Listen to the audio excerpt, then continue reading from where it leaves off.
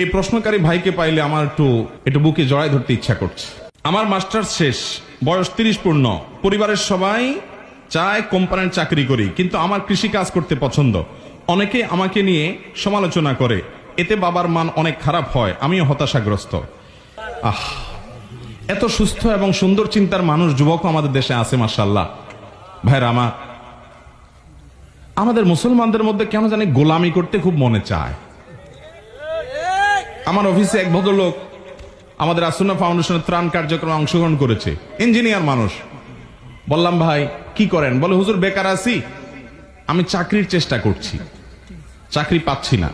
তাই বললাম, চাকরি কেন করবেন, ব্যবসা শুরু করে দেন।